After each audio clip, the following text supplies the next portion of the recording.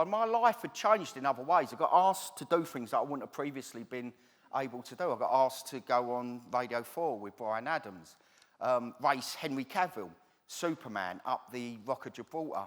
Got invited to 10 Downing Street to meet the then Prime Minister.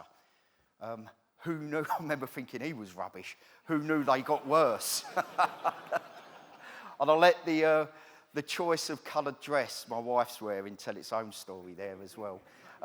I got invited to box Glenn Cately, super middleweight champion of the world.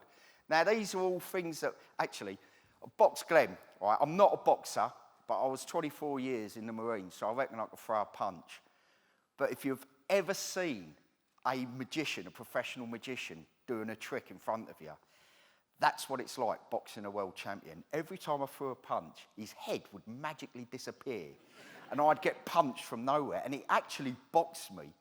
And in the first round, he hit me twice on the chin. He went bang, and I felt both arms drop. I thought, oh, no, please, no. And I could feel myself going backwards, and my legs wouldn't work.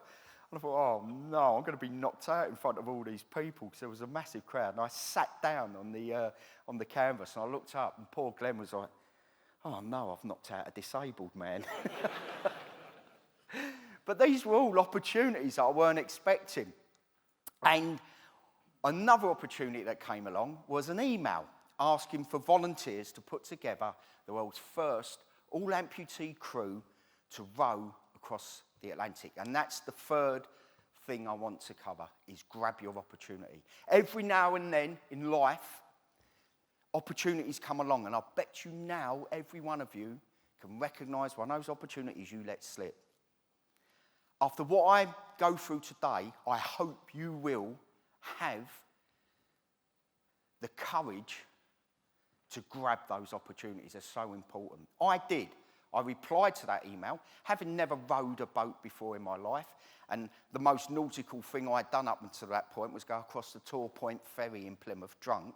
I thought, why not? I applied, went through a lengthy selection process, the end of which I was named a member of Road to Recovery's first all-amputee crew to row across the Atlantic. There was 4 of us, and we only had 3 legs between us. And, and in December 2015, so less than 2 years after losing my leg, we set out from La Gomera, one of the smaller Canary Islands, aiming for the island of Antigua, all the way on the other side of the Atlantic.